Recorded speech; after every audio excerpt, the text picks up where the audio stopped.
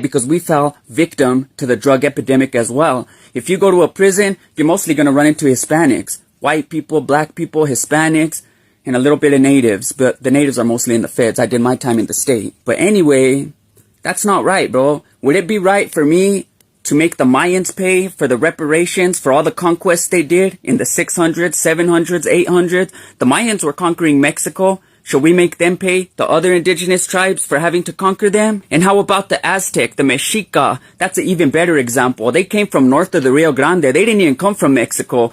They came and they conquered a big chunk of Mexico. So should the Aztec people, the Nahua people, have to pay reparations to the rest of the indigenous people in Mexico since their ancestors conquered their ancestors? Or how about the Vikings, the Norsemen?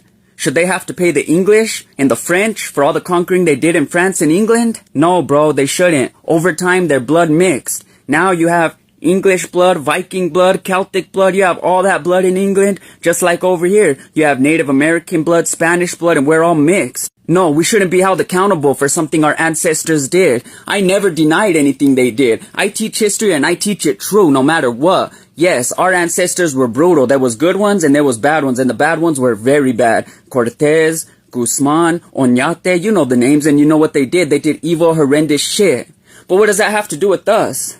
Do you think everybody in Asia that has Mongol blood hates that they have Mongol blood because of what Genghis Khan did over there? Do you think everybody that has Viking blood hates their Viking blood because their Viking ancestors just ran over nations and tore them up and burned all their churches and took all their shit? No, bro. Instead, they go undig their Viking ships, they undig these bones, they make museums, they teach their history. But over here in New Mexico, I try to teach the history, but then you have these Native Americans who want to start crying about it, saying that I'm teaching it wrong. First of all, I got love for Native Americans. Bro, I have Native American in my blood from Tesuque Pueblo, and I've told you guys that. But I also have love for my Hispanic blood. I grew up in the Hispanic traditions, the Hispanic culture. I'm from northern New Mexico, bro. I have family from Texas, and they're proud to be Hispanic. The people in California, I don't know, bro. They kind of hate being Hispanic, too.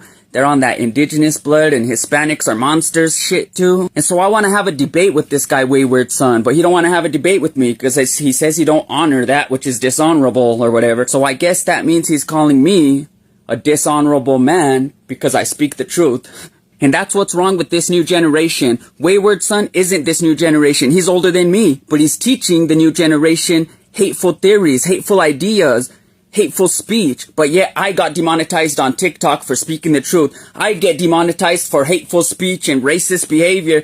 I'm not racist, bro. You're the one that's racist for telling everybody that Hispanic blood is tainted. That's kind of like what Adolf Hitler was saying about the Jewish